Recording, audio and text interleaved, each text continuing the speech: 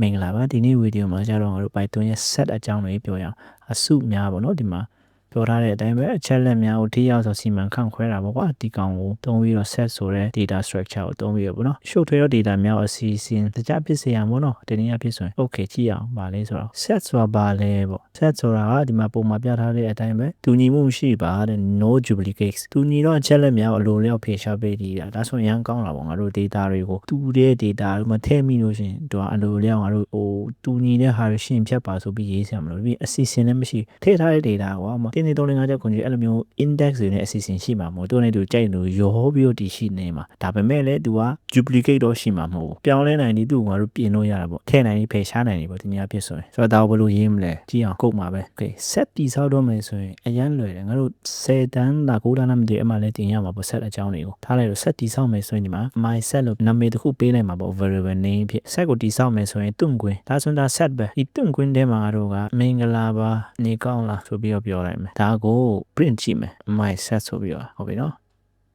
အဲ့မှာကြည့်ဒီမှာတွန့်ခွင်းနဲ့လာတယ်ဟုတ်တယ်နော်ဆိုတော့ဒီကောင်ကိုငါတို့ type ပြီးတော့ကြည့်အောင်ဘာ data type လဲဆိုတာအဲ့မှာကြည့်သူက set လို့ပြောတယ်ဒါပဲဟုတ်ပြီဒီမှာ set ဆိုရင်ခဏတော့ပြောတယ်တူညီမှုမရှိပါအဲ့ဆိုရင်ကျွန်တော်ကဒီမှာနောက်တစ်ကဏ္ဍတစ်ခုပေးမယ်ကွာ2 5 9ပေါ့ပြီးလို့ရှိရင်9နောက်တစ်ခုပေးလိုက်မယ်ဒီမှာ2ခုရှိနေပြီနော်9ရှိနေပြီဒီ9က print ထုတ်တဲ့အချိန်မှာထုတ်ပေးမလားမထုတ်ပေးဘူးလားဆိုတော့ကြည့်အောင် type ကိုဖေးလိုက်မယ်ပြီးတော့ပြန်ပြီး print မယ်အဲ့မှာကြည့်တွေ့လားခွန်ကဒီမှာ2ခုရှိတယ်ဒါပေမဲ့ဒီထဲမှာတစ်ခုပဲ print ပေးတယ်တွေ့တယ်နော်ဒါက no duplication လို့ခေါ်တာထပ်တူညီတာကိုမရှိဘူးတူညီတာတွေတစ်ခါလဲအကုန်ဖယ်ရှားပေးလိုက်တယ်ငါတို့လုပ်ဆရာကိုမလိုတော့တာဟုတ်ပြီဒါက set ကိုဘယ်လိုရေးတယ်လဲဆိုတာပဲနောက်တစ်ခုကျတော့ဒီမှာကျွန်တော်ပြချင်သေးတယ် list တစ်ခုရှိမယ်ကွာ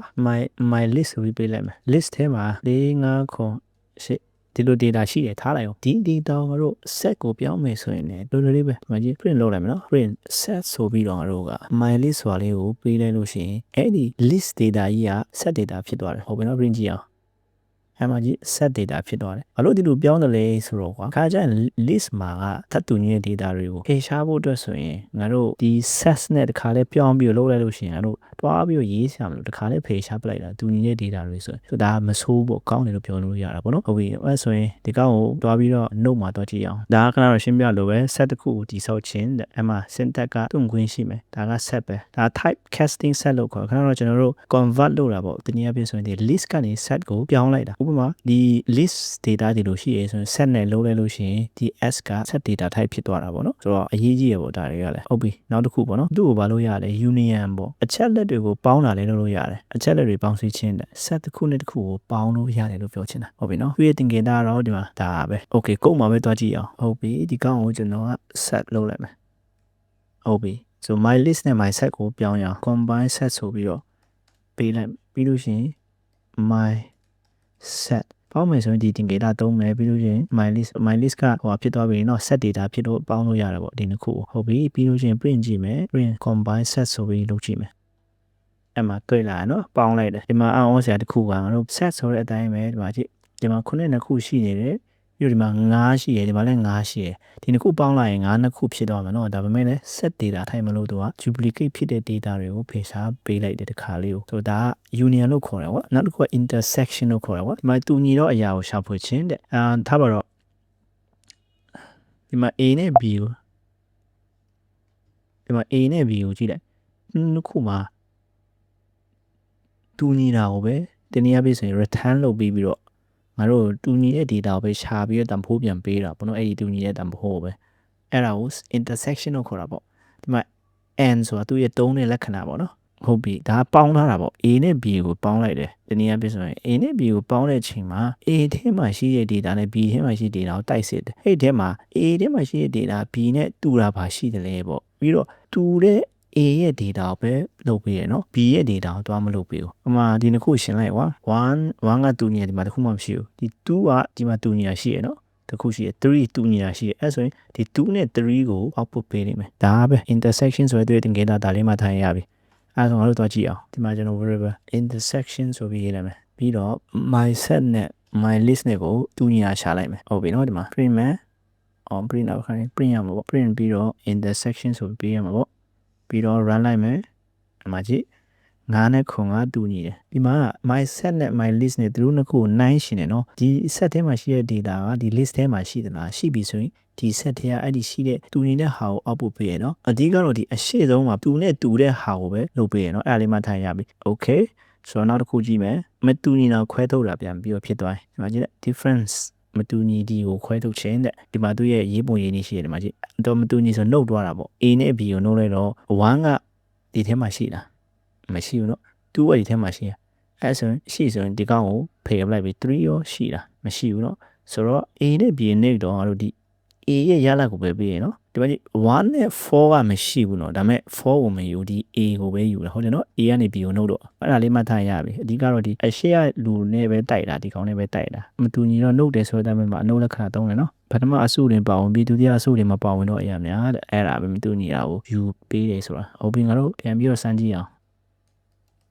difference လုပ်ကြည့်မယ် my set နဲ့ my list နဲ့ပြီးတော့ print လုပ်ကြည့်မယ်ကွာဟုတ်ပြီနော်ဘာထွက်လာမလဲဆိုတော့ကြည့်အောင်ကြည့်တယ်လေဒီမှာမင်္ဂလာပါမရှိဘူးဒီထဲမှာဟုတ်ပြီနော်ဒီကလည်းမရှိဘူး2ကဒီထဲမှာမရှိဘူး9ကရှိတယ်ခွန်ကလည်းရှိတယ်ဆိုတော့မရှိတဲ့ဒီ2နဲ့ဒီ3ခုကိုပဲ output လုပ်ပေးပြီးတော့ဒီနားမှာပြန်သိမ်းလိုက်တာဒီကောင်ကိုပြောင်းပြန်နှုတ်ရင်ရောဘယ်လိုဖြစ်လာမလဲဆိုတော့ကြည့်အောင်ဟုတ်ပြီ my list နဲ့နှုတ်မယ်နော်ဒီကောင်ကို my ဟုတ်ပြီပြန်ပြီးတော့ print ကြည့်မယ်အော်ဒီမှာ F ကပါလို့အဲ့မှာကြည့် my list နဲ့ my set နဲ့ကိုတိုက်လိုက်တာတိုက်တော့အရှိက note တာဗောနော် my list နဲ့ note နေဆိုဒီကောင်နဲ့ပဲတိုက်ရမှာပေါ့ဆိုတော့ဒီကောင်နဲ့ပြန်တိုက်ရင်4ကဒီထဲမှာရှိလားမရှိဘူးနော်3ရောဒီမှာ3ရောရှိတာမရှိဘူးနော်5ရောရှိတယ်6ရောမရှိဘူးနော်ခွန်ရောရှိတယ်ဟုတ်ဆိုဒီ3ကောင်ပေါ့4 3 4 6ဒီ3ကောင်ကမရှိတော့ဒီမှာဒီ output 346ဆို output ထုတ်ပေးသွားတယ်။ကျန်တဲ့ဒီကောင်မင်္ဂလာပါရဲ့မတူညီပဲလေဒီ list ထဲမှာမရှိဘူးပေါ့ဒီဒါအဲအကြောင်းဒီကောင်တွေကမပါတော့ဘူးပေါ့။ဒါက set ရဲ့သဘောတရားပဲသူတို့ note ပြီးဆိုရင်ဒီလို note တယ်လို့ခေါ်တာ။ဟုတ်ပြီနော်နားလည်မယ်လို့မျိုးလေးနဲ့။ Okay နောက်တစ်ခုကြည့်အောင်။ modifying တဲ့ပြုပြင်ပြောင်းလဲလို့လည်းရတယ်လို့ပြောခဲ့တယ်နော်အစမှာဆိုဒါသူရဲ့ function ပဲကွာ။နီးရပြဆိုရင် add ဆို edit ထည့်တယ် clear ဆိုရင်ဖြတ်တယ်ပေါ့နော်။ဟုတ်ပြီအဲ့ဒါကိုတွားပြီးတော့လုပ်ကြည့်အောင်ကျွန်တော်ကဒီကောင်ကိုဖြတ်လိုက်ကျွန်တော်ကဒီ my set မှာ data ပြန်ထည့်ကြည့်အောင် my set ဗာထည့်ချင်တယ်လဲဆိုတော့သူ့ကို hello world ဆိုတာလေးထည့်လိုက်မယ်ပြီးတော့ print ကြည့်အောင် my set.add sorry ပြီးတော့ my set ဆိုတာလေးကို print ကြည့်အောင်ဒီမှာ print ထားလို့ဒီမှာနှစ်ကြောင်းပေါ်ရနော်ဒါပထမဆုံးငါတို့မထည့်ခင်ရ data တွေအောက်ကဟာထည့်ပြီးသား data ဟုတ်ပြီနော်ဒီမှာကြည့် hello world ဆိုတာလေးပါလာတယ်ဟုတ်တယ်နော်ဒီမှာကြည့်ဒါ add ဆိုတဲ့ keyboard ပေါ့နော် function ကိုသုံးလိုက်တာဟုတ်ပြီနော်ဒါထည့်ရလို့ခေါ်တယ်နောက်တစ်ခုကျတော့ my clear ကိုခေါ်လိုက်မယ်ပြီးတော့ print လုပ်ကြည့်အောင် my set နော်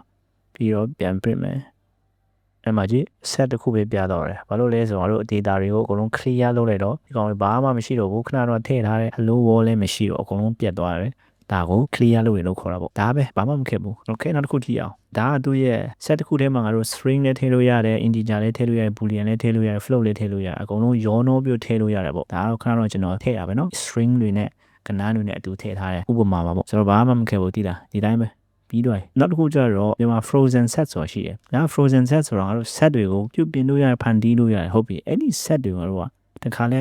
lock ခတ်ထားလိုက်မယ်သူ့ကို add လို့လည်းမရဘူးဖြတ်လို့လည်းမရအောင်တခါလဲအဲ့လိုမျိုးသုံးချင်တယ်ဆိုဒီ frozen set ကိုသုံးရတယ်ဒါပဲ frozen set ကိုကျတော့သုံးတော့နေမယ်လို့ထင်တာပဲတိတ်မတွေ့ရလို့ပေါ့နော်ဒီမှာအောက်မှာတွေ့ရရေးပုံရေးနည်းပါတယ်ဒါ frozen set ပဲဒီနေ့အပြည့်ဆိုရင်ဒါက list ကိုသူက frozen set လုပ်လိုက်တာ set ပဲရေးလို့ရှိရင်ဒီကောင်က set ဖြစ်သွားမှာ frozen set ဆိုတော့ဒီကောင်ကလုံးဝ set တော့ဖြစ်သွားမယ်မတူပြုပြင်ပြောင်းလဲလို့မရတော့ဘူးပေါ့ပြောင်းလဲလို့မရတော့ immutable တဲ့ set အမျိုးအစားဖြစ်တည်တယ် add တော့မဟုတ် remove သုံးရင်မရပါ dictionary key ပြည့်တော့သုံးနိုင်တယ်တဲ့သူ့ dictionary key အနေနဲ့တော့သုံးနိုင်သေးတာပေါ့နော်ဟုတ်ပြီတော့ကြည့်အောင်ဘယ်လိုလုပ်ရမလဲဆိုတာ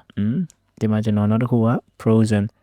set ဆိုပြီးတော့မှာ clear ကိုဖြတ်လိုက်မယ် frozen set ဆိုပြီးတော့ my set ကိုလုပ်လိုက်မယ်အဲဆိုရင်ငါတို့ error တက်မလားမတက်မလားကြည့်အောင